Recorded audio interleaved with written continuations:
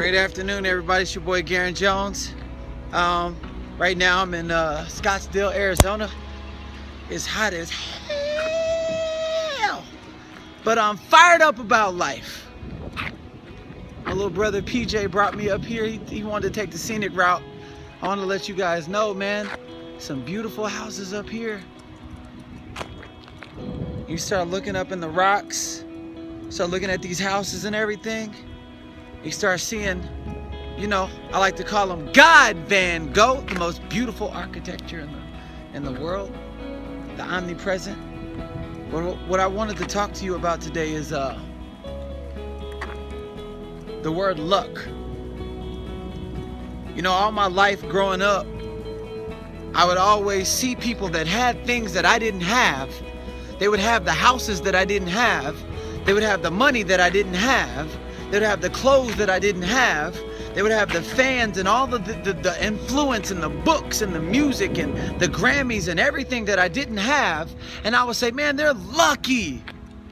They're so lucky. I'm like, man, it's because they were born and their father gave them this or their mom gave them this or something like that. And I would say all of these different things and I'd be like, oh, they're just so lucky. Yeah, man. Yeah, it's good for them. It's good for them. It's good for them.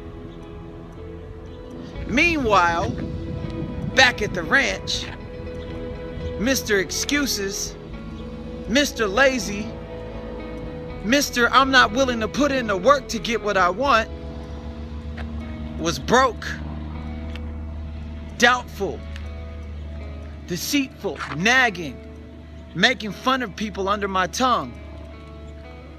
Listen to the radio stations, gossip magazines, talking about people behind their back, and I was wondering why I didn't have the things that I was seeing, that I was calling people lucky.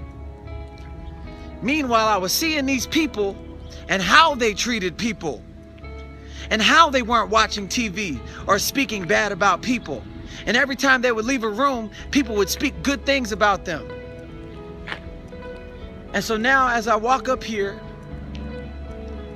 I had a conversation with my old self and I'm looking at these houses and I'm thinking, I'm like, what did he have to do in order to get this house? And my old self said, he's lucky. Probably was a trust fund baby. Probably didn't really work for it. But then my old self had to be shut down by my new self,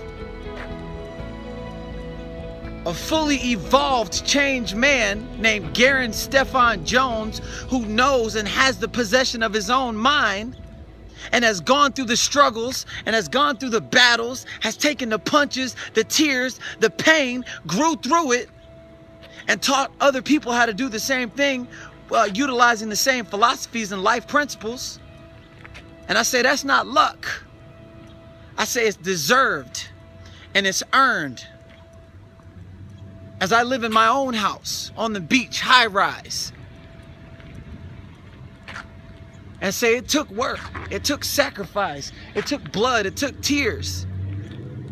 So my question to you is,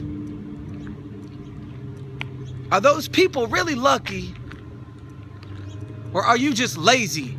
Are you just not willing to put in the work, the blood, the sweat, the tears, the hours, the burning of the calories, putting that hamburger down, putting those fries down? Oh, it's just a little bit of this, I'll get to it tomorrow. What if tomorrow don't come? And right now is your only opportunity to make the best of yourself. What if generation after generation after generation of your entire family tree just needed one example of somebody that stepped out of the normal habitual patterns of being broke, and all it was relying on was you to do a little bit more with the same circumstances so that you can earn an amazing quality of life? What if focusing on what's wrong with things, how about you focus on what's right with things? The fact that you woke up this morning, promoted another day to give it your absolute all, And people quit and say, I don't know if this is for me. How can you say if you don't know if something is for you if you didn't give it your absolute all? And you quit, and here's the thing that you fail to realize. When you quit, you still got to take yourself with you. So you'll quit this relationship, go to the next relationship, quit that relationship, go to the next job, quit that job, go to the next thing, quit this job thing, opportunity that you have, go to the next thing, because you still have to take yourself with you. And all I'm asking you to do, ladies and gentlemen, is to give it your absolute all. So now you become the lucky. And the lucky is the people who day in, day out, took full advantage of every single opportunity. They say 9 out of 10 millionaires fell their way to success. What else does that tell you? They took the most risk. They took the most pain. They got up 1,000 times while other people living in fear and hiding behind their weaknesses. Your weaknesses overcome is what actually makes you stronger to go past wherever you've been before. So you're gonna sit there on that couch watching TV with a hamburger in your damn mouth, making complaints and excuses, listening to the radio all day, missing meetings, missing an opportunity to read that book, an extra chapter, listening to the audiobooks, going to the movies, movie night almost every single night, and complain about being broke so your kids or your best friends or your family can watch you as you continue on the legacy of broke? Or are today you're gonna stand up and say, oh, wait a second. If I got the control, let me do something about it now. Let me wake up an hour earlier now. Let me burn 1,000 extra calories now. Let me set a precedence and an example for my entire family tree from this day forward. You will have an example of what greatness looks like.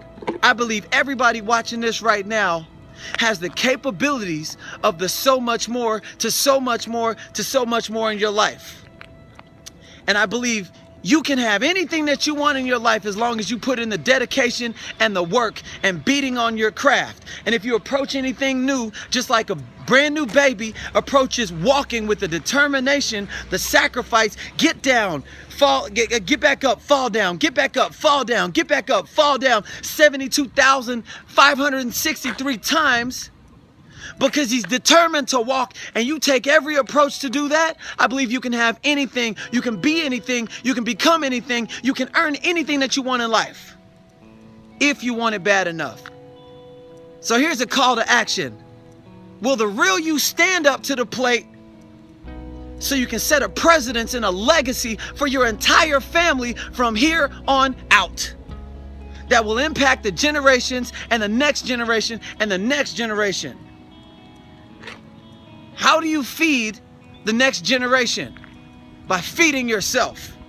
100/0. I got it tatted on my arm. You take 100% responsibility for every single thing that you do, with zero excuses for why you can't be or do your absolute best on every occasion with every human being that you come in contact with. You take that, stand up, rise up, pick up your chest, pick up your head, and know that you're a king, know that you're a queen, and go out and let's go get this life. Have an amazing, blessed, wonderful, beautiful, powerful rest of the day. Fire me up. Let's go.